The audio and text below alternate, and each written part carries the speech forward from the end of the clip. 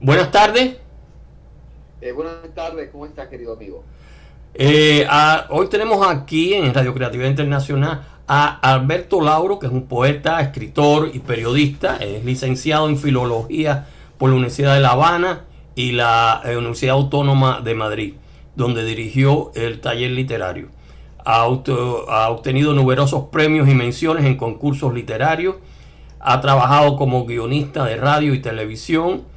En el año 2004 fue galardonado en España con el sexto premio Odisea de Literatura por su novela En brazos de Caín.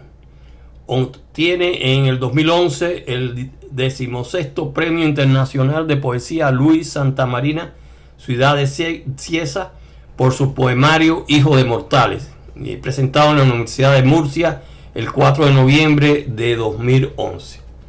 Y la primera pregunta para ti, estimado amigo Alberto, me gustaría que me hablara de cómo empezaste tu acercamiento en la literatura, tus inicios en la literatura. Bueno, primero saludo a ti y a todos los oyentes que escuchan este programa siempre tan ameno a través de tu proyecto radial. Yo no recuerdo cuando comencé a escribir, y yo sé que mi madre me decía que cuando yo no sabía escribir me daban un papel y garabateaba, y eso me entretenía mucho. Así que yo creo que yo toda mi vida me he dedicado a escribir cuando incluso no sabía escribir. Bueno, siempre se empieza por aprender primero a escribir, pero después, bueno, es cuando uno comienza. Aprendí el abecedario. Aprendí el abecedario, aprendí lo elemental y ya enseguida me dediqué a leer. Aprendí a leer a los 4 años. Entonces, del colegio, con lo cual la escuela me aburría muchísimo. Y nunca me ha gustado la escuela. Bueno, la escuela generalmente, las antiguas eran un poco más aburridas, pero hoy siempre tampoco han mejorado mucho en hacerse más amena para muchos alumnos, ¿no? Esa es la realidad. Pero ahora, fíjate, tú te desenvuelves tanto en la narrativa como en la poesía, pero ¿cuál prefieres y cuáles han sido tus inspiraciones principales? Bueno, yo lo primero que inventé en mi cabeza sin escribir fueron cuentos, historias, y entonces pues mis tíos me llamaban mentiroso. Con lo cual mi abuelo un día le pegó a uno un galletazo porque le dijo que no sabía lo que era la diferencia entre la mentira y la ficción. Con lo cual, si dices una cosa verbalmente que no es verdad, eres mentiroso. Pero si la escribes, la publicas y la conviertes en algo impreso, pues entonces ya eres un escritor, nadie te dice mentiroso. Te tratan de intelectual. Sí, es una buena definición, ¿no? Pero sigue siendo mentiroso igual, desde luego. Claro, pero a un nivel mayor. Claro. Entonces, que con la palabra escrita y convertida en libro con dinero, uno gana algo. Pero claro, la mentira gratuita es absurda, porque desde luego con eso no se gana ningún dinero. Bueno, a veces te buscas enemigos, ¿no? Entonces, Sí, claro, por supuesto, enemigos siempre. ¿y tienes algunas, es decir, obras literarias que te sientas muy cerca, que te inspiren, que te gusten mucho? Bueno, yo recuerdo que uno de los libros que más me impresionó a mí y era a través del misterio, era cuando mis tíos se encerraban en Holguín, en una habitación, a leer El Paradiso de Sama Lima, que llegaron muy pocos ejemplares a Holguín y fueron recogidos el día siguiente. Yo tuve la suerte de que un tío mío compró un ejemplar, y cuando se formó el gran escándalo en torno al libro recogido en toda Cuba, en mi casa estaba. Y desde luego ellos lo leían, yo me sentaba a oírlo, pero yo decía, ¿qué es lo que dice este hombre? Que yo no entiendo nada. Oye, claro, a mí me fascinaba desde luego el tratamiento de la palabra, el misterio de la palabra, pero desde luego yo no entendía nada de lo que decía Lezama. bueno, es que a Lezama no todo el mundo lo puede entender, la mayoría de la gente no lo entiende. Y entonces lo que él se convirtió en un escritor popular porque le censuraron el libro, y al censurarlo el libro le hicieron una propaganda increíble aquí y en todo el mundo. Claro, una propaganda al revés. Sí, esa es una de las cuestiones que ocurre con la represión, ¿no? Entonces, porque Lezama llevaba mucho rato escribiendo toda su vida de jovencito. Y en su forma un poco, es decir, abundante de vocabulario, y un poco difícil de entenderlo, ¿no? No, sobre la abundancia metafórica de su palabra estaba su verdadera identidad, porque Lezama comenzó a escribir así desde siempre. Sí, entonces... Desde Narciso hasta el resto de su literatura, toda es muy coherente desde el punto de vista de estilo. Sí, lo que en Cuba era muy desconocido, a pesar de que había creado un par de revistas muy, muy importantes, ¿no?, para la literatura cubana, pero es que la literatura cubana era más bien abandonada. En general, lo que más impulsó la literatura fue cuando comenzó el boom. El boom le dio un empujón a toda la literatura hispanoamericana, ¿no? Desde Carlos Fuentes hasta Vargas Llosa y García Márquez, ¿no? Entonces... Sí, bueno, esto en mi casa no era desde el punto de vista intelectual, sino desde el punto de vista humano, porque es que la esposa de Lezama, María Luisa Bautista, había nacido de una familia muy cercana a Holguín. Ella había nacido en Banes. Le llamaban Cachita y bueno, el marido de Cachita era Lezama. Oh, vaya. Y eso era algo que era familiar en mi casa, no era nada intelectual. Bueno, también de Holguín era Reinaldo Arenas, ¿no? Entonces... También conocí bastante, su madre la quise mucho y le ayudé en todo lo que yo pude desde España. Y lo declaró en el Caimán Barbudo en una entrevista que le hicieron a ella al final de su vida, ya ancianita, cuando estaba en La Habana. Que yo ayudé que las monjas amigas mías la recogieran y la atendieran hasta el final de su vida junto con su hermana. Estaba ya en La Habana cuando eso, ¿no? Sí. ¿Y qué me puedes decir, bueno, hablar algo más actual de la literatura hispanoamericana en la parte narrativa de hoy en día, que es muy diversa? Es decir, el boom empujó toda esa narrativa hispanoamericana hacia arriba. ¿Qué me puedes decir de esto? ¿Tienes algunos escritores preferidos? Bueno, yo he tenido la suerte de conocer a muchos escritores, pero muy cercano a mí como narrador, como escritor, como intelectual, es Antonio José Ponte, que vive en Madrid y ha sido una de las almas del Diario de Cuba, que es donde en los últimos tiempos yo he estado colaborando y escribiendo, anterior a mi colaboración con El Mundo y a mi colaboración con La Razón en Madrid.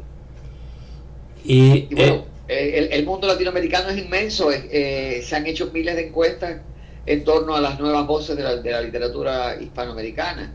A mí sí me gusta mucho una escritora mexicana que se llama Carmen Boullosa. Esa muchacha me encanta. La he oído, pero no la he leído, ¿no? Entonces, entre mis escritores... Escribe poesía, escribe narrativa, y yo tuve la suerte de conocer sus manuscritos, algunos antes que se publicaran, porque estuve colaborando y trabajando en una agencia literaria española, con lo cual ella mandaba los manuscritos antes de que fueran publicados. Sí, tú me dijiste una vez que eras lector en uno de los cuentos, uno de los premios de las grandes editoriales, ¿no? O sea, los que... Bueno, he colaborado con grandes editoriales y con grandes premios como lector. Siempre se hace una primera criba, sí, antes de dejar ya los manuscritos finales que quedan como finalistas del concurso. No, imagínate, lo que se mandan son centenares y centenares. Esos premios grandes son centenares.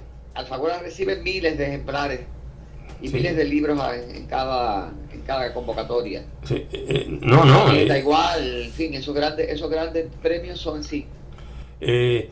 Imagínate tú, yo a veces recibo, ahora bajado, ¿no? Porque le hago menos propaganda, pero el premio Reinaldo Arenas, que un final es solamente, es decir, el premio en sí, pero que no había nada monetario. a veces he recibido hasta 100, ciento y pico de manuscritos, ¿no? Que es una cantidad bastante Claro, apreciable. y Entonces, los jurados no tienen tiempo para leerse 100 no, claro, no, porque es que la escriba es eso, el que hace la escriba eso les paga, ¿no? Y nosotros no tenemos para eso. A mí quien me ayudaba mucho, porque era muy buena lectora, era Alina Galeano. Pero lamentablemente Alina pues ya no estará con nosotros, que ¿no? descanse. Entonces, increíblemente, Eso pues, fue una noticia lamentable y triste. inesperada también, porque yo no esperaba eso. Ella lucía muy bien. La última vez que la había visto hace un año aquí en Miami, almorzamos juntos y cayó completamente. En fin, son cosas que nos pasa a todos los que estamos vivos, ¿no? Nos puede pasar a todos los que estamos vivos. Claro. Y, óyeme, en el 2004 fuiste galardonado en España por tu novela En brazos de Caín. ¿Me puedes contar algo de ella? Bueno, esta novela no es la primera que yo escribo. Yo he escrito como 6 o 7 novelas antes, que algunas las perdí, otras no sé a dónde han ido a parar. Y bueno, gracias a la insistencia de algunos amigos, pues me presenté a ese concurso y sí, gané el premio inesperadamente, porque yo no pensaba que un libro tan irreverente pudiese ganar un concurso, aunque claro, el premio era de literatura erótica y el trasfondo de la novela es bíblico, con lo cual Biblia y erotismo es algo que no es muy frecuente en la literatura, aunque bueno, en el Cantar de los Cantares de la Biblia sí existe ese erotismo, pero con una gran sutileza, no con la crudeza, aunque yo lo describo en mi novela. Sí, pero en el Cantar de los Cantares para acá pasa un poquito de tiempo, ¿no? Entonces, es una novela que nos gustaría leer, ¿no? Estamos dispuestos a que nos la regales, Alberto, porque entonces, o a poderla leer de alguna forma, ¿no? Y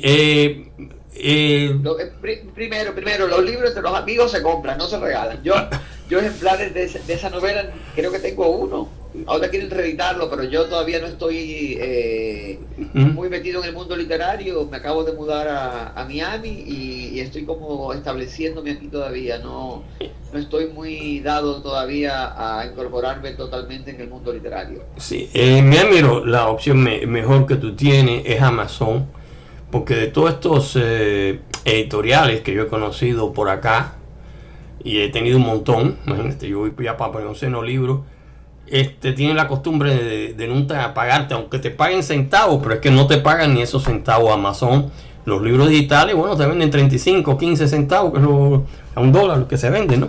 Pero te los pagan. Y pero la propuesta que tengo para esa novela es publicarla en editoriales españolas de nuevo.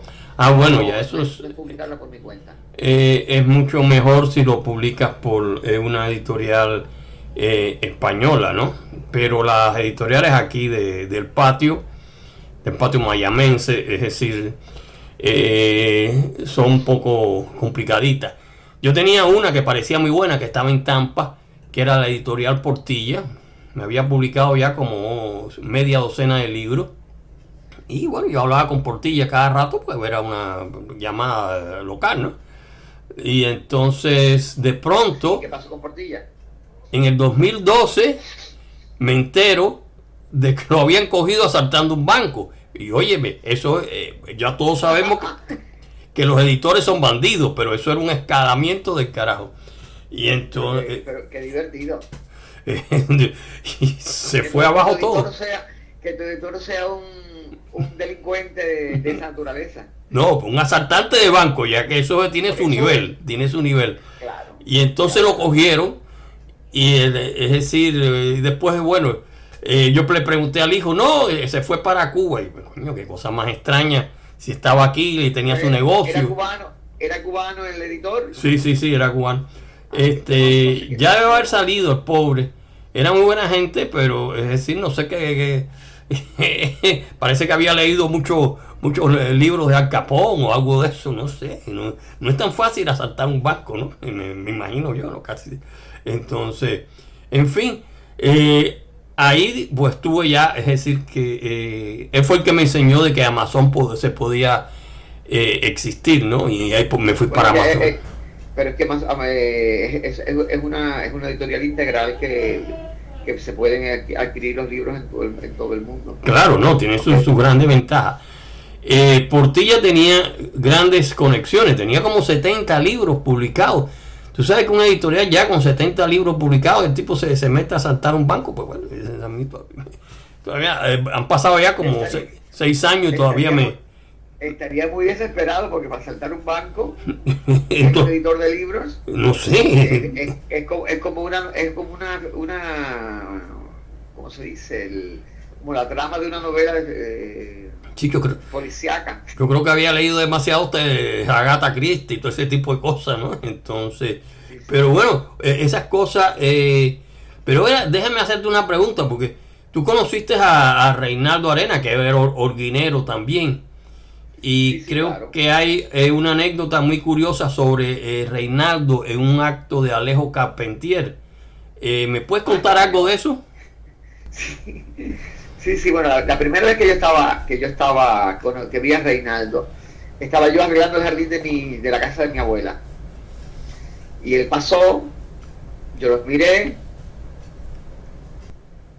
él se me quedó mirando, yo seguí limpiando el jardín y se fue. Y al rato viene de nuevo y me dice, oye niño, y yo le dije, ¿qué? Me dice, ¿tú te vas del país? Digo, yo en ese momento lo que menos me imaginaba era eso. Le dije, yo no, y entonces me dijo, pues mira, le diría a tus padres y a tus familiares que te sacaran de Cuba, porque con esos ojos que tienes vas a tener muchos problemas con la policía. Y se fue. Ay, esa fue la primera vez. Y entonces como era amigo de su madre, que nos veíamos en la iglesia, le conté lo que Reinaldo me había dicho.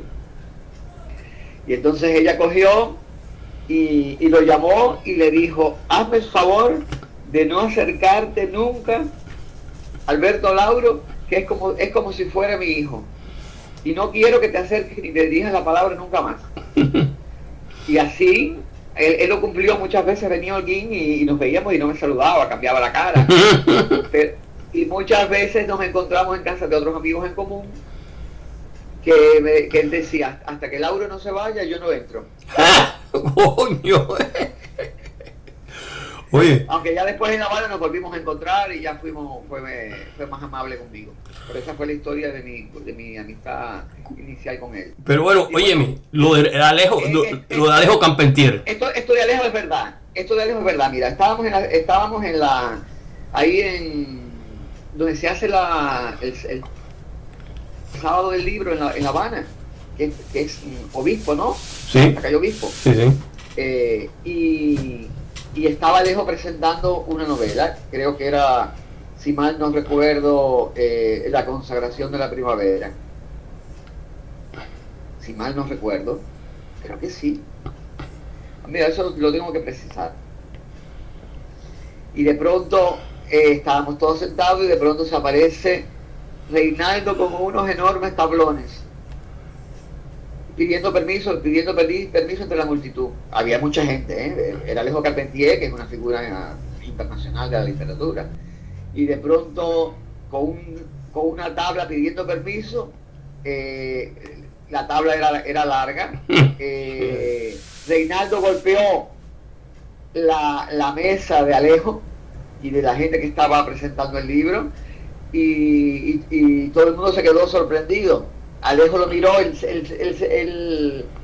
se miraron y Reinaldo siguió. Pero yo no sé si Alejo cambió la expresión de la cara. Yo no sé si era verdad que se habían reconocido o que Alejo se había molestado porque alguien le hubiera golpeado la mesa. Yo no sé si realmente ellos se identificaron como tal, porque bueno, yo eso no lo pregunté después. Después de eso hubo una comida a la que yo fui donde prácticamente de ese incidente no se habló. Pero sí, que Reinaldo le golpeó con una tabla la mesa a Alejo, sí, de la verdad que... Pero ellos se conocían de LUNIAC. Tienen que haberse conocido, porque Reinaldo trabajaba en LUNIAC. Entonces... O sea, se conocían de LUNIAC y se conocían también del mundo literario, porque... Claro, no, ya él había ganado, e incluso ya había ganado un premio, que era con Celestino antes del Alba.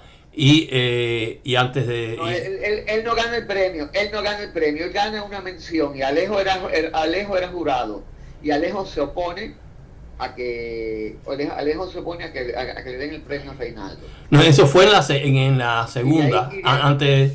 Y de ahí viene la... Esa fue en la segunda novela.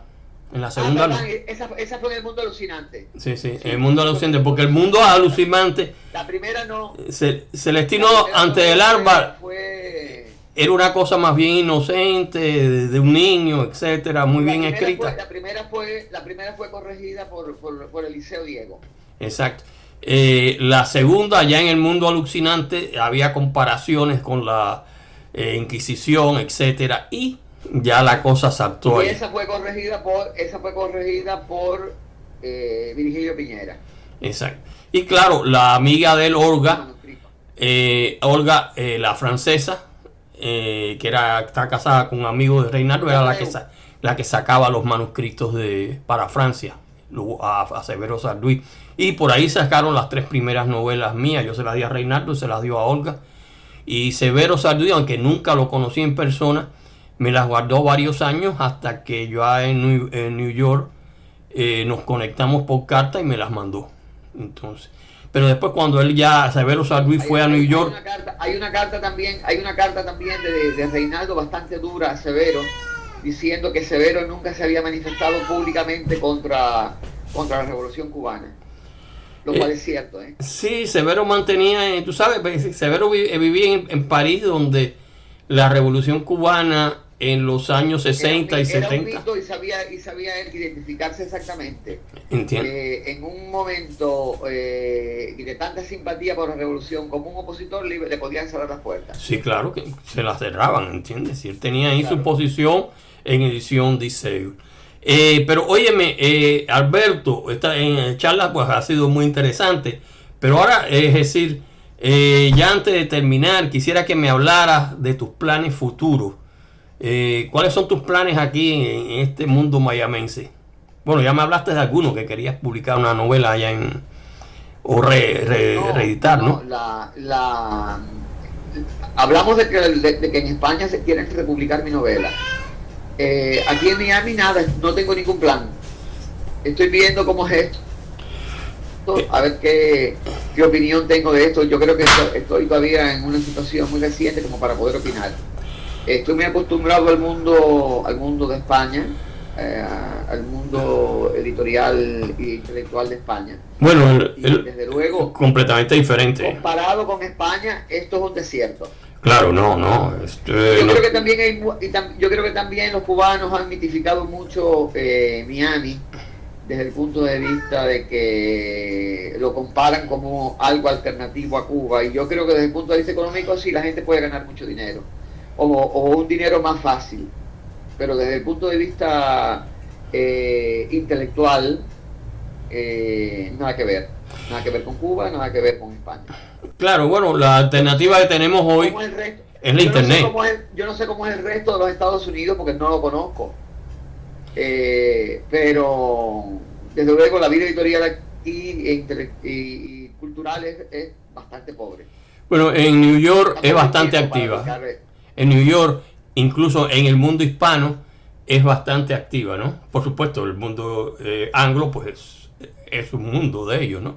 Pero en New York sí hay otro nivel diferente a Miami. El inconveniente de New York es el frío que tiene, por eso fue que vine para acá, ¿no? Y entonces, y casi todas las amistades mías que yo tenía de la época mía de los 80 y pico, y después que cuando regresé de California, fui para New York, también estuve cerca de 2 años, pero ya no. La mayoría ya de la gente venía para aquí abajo, donde no hay, por supuesto, la actividad intelectual que había allá arriba, y mucho menos la actividad intelectual que hay en España. Pero Alberto, bueno, tenemos que volvernos a reunir, aunque reunirme contigo es bastante difícil, aunque estamos aquí en Miami, ¿no? La charla ha sido muy interesante, ha habido una serie de detalles que, bueno, que no eran muy conocidos, y me alegro pues haber hecho esta breve entrevista. Y bueno, tenemos que coordinar para futuros encuentros. Muchas gracias, es decir, bueno, ya estamos en contacto de nuevo, ¿ok? Ya nos vemos. Gracias a ti por tu amabilidad y un gran saludo para tus oyentes y desde luego para todas las personas que están interesadas en el mundo literario. Ok, bye bye.